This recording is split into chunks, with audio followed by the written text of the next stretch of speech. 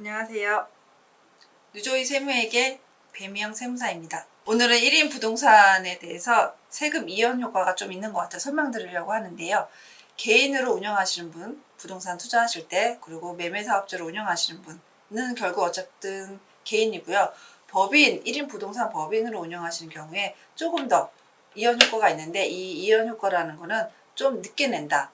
개인과 법인이 과세 체계도 다르지만 신고 납부 기한도 다르기 때문에 납부 시점이 좀 더 법인이 유리해요. 그래서 좀 늦게 신고 납부를 하기 때문에 조금 더 늦게 낼 수 있는 효과가 있다라는 설명을 드리려고 찾아뵙습니다. 일단 개인인 경우에는요, 예정신고와 확정신고라는 제도가 있습니다. 그래서 예정신고는 간단하게 설명드리면 양도일이 속한 달의 말일부터 2월 내 신고 납부를 하게 되어 있고요. 2번 납부하는 경우에도 합산신고를 할 수 있습니다. 이건 할 수 있는 거기 때문에 안 하셔도 되고 하셔도 되는데요. 일반적으로 세금을 미리 내지 말아야 된다는, 좀 늦게 내고 싶은 분들은 굳이 합산신고를 하지 않으셔도 되고요. 그리고 예정신고가 있으면 확정신고라는 게 항상 있습니다. 그래서 다음 연도 5월 1일부터 5월 30일까지 또 확정 때 합산해서 여러 부동산을 팔았을 때는 합산해서 이제 추가로 신고 납부하게 됩니다. 매매 사업자로서 부동산을 투자하고 사고 파시는 분들은요, 개인과 비슷한데 용어만 좀 틀리고요. 이 매매 사업자도 양도일이 속한, 그러니까 매매일이죠. 매매일이 속한 달의 말일부터 2월 내 신고를 하게끔 되어 있고요. 2회 이상인 경우에도 신고할 수 있습니다. 마찬가지로 부동산 매매 사업자는 어차피 여러 채의 부동산을 사고 파는 사업을 운영하시는 분들이기 때문에 여러 채가 있을 거고요. 이런 경우에 확정 신고를 하게 되고요. 확정 신고는 5월 1일부터 5월 30일까지 신고 납부하게 됩니다. 부동산 매매 사업자는 한 채를 팔았어도 확정 신고는 꼭 하셔야 되고요. 왜냐하면 확정 신고 때 세액 계산이 좀 다릅니다. 거주자인 경우에는 정해진 세율에 의해서 신고하고 납부하지만 부동산 매매 사업자는 두 가지를 계산을 하게 되어 있고요. 그 두 가지 방법 중에 큰 금액을 납부를 하는 게 부동산 매매 사업자다 보니까 확정 신고에 정산을 한다고 생각하시면 됩니다. 그래서 결론적으로 개인은 부동산 매매 사업자로 운영을 하든 아니면 일반 개인으로 운영하든 양도일이 있으면 그 양도일로부터 2월 내 일단은 납부를 하게 된다는 게 포인트고요. 그럼 법인이 왜 언제 이 개인과 비교했을 때 어떻게 이연 효과가 있는지 법인을 이제 설명드리도록 할게요. 법인도 똑같이 개인과 비슷하게 예정과 확정이라는 개념이 있는데, 법인은 그 부동산을 가지고 기준으로 계산하는 건 아니고요. 중간 예납 신고가 있고 확정 신고가 있습니다.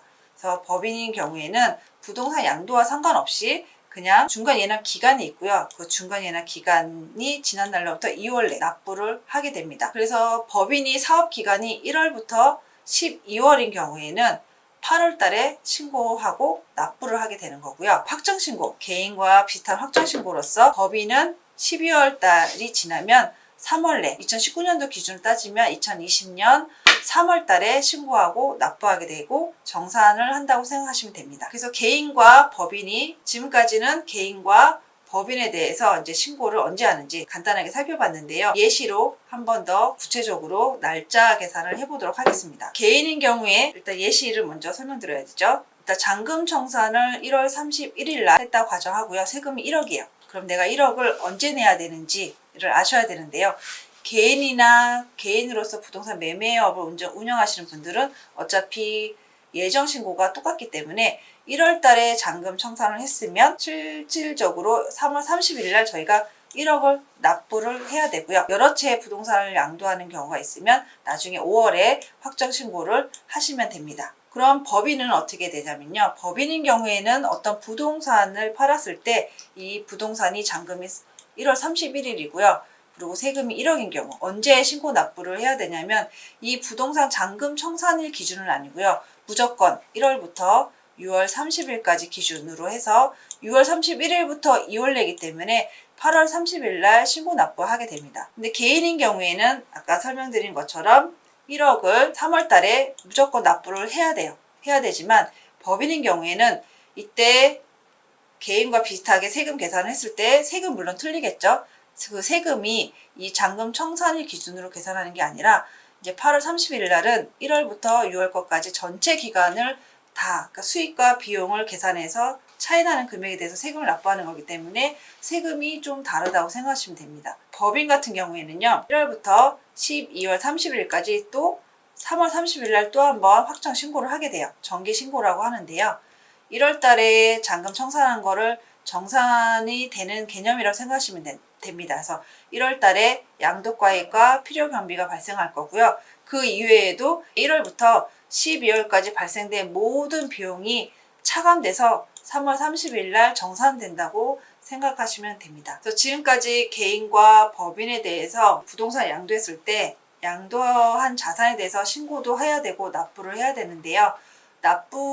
신고 납부란 제도가 개인과 법인이 다르다 보니까 세금도 물론 다르고요. 그 다음에 신고 납부 방식이 다르다 보니 법인이 좀 더 유리한 효과가 있고, 법인이 1월부터 12월 30일까지 발생된 모든 비용을 공제받다 보니까 아무래도 개인보단 부동산 1인 법인이 좀 더 유리하고, 세금적으로 유리하지만 세금을 늦게 낼 수 있는 측면에서도 유리하다라는 설명을 드리고 싶었고요. 부동산 법인을 운영하시려고 하시는 분들이 아무래도 법인에 대해서 잘 모르다 보니까 내가 이제 부동산 투자를 법인으로 해야 될지 말지 고민하시는 분들이 많으신데, 이런 장점이 있구나라는 걸 하나 챙겨가시면 될 것 같아요. 앞으로도 법인, 1인 부동산 법인에 대해서 장점과 단점 설명드리면서 부동산 법인에 관심 있으신 분들을 좀 더 활용할 수 있도록 도와드리도록 하겠습니다. 이상 누조이 세무에게 배명 세무사입니다. 감사합니다.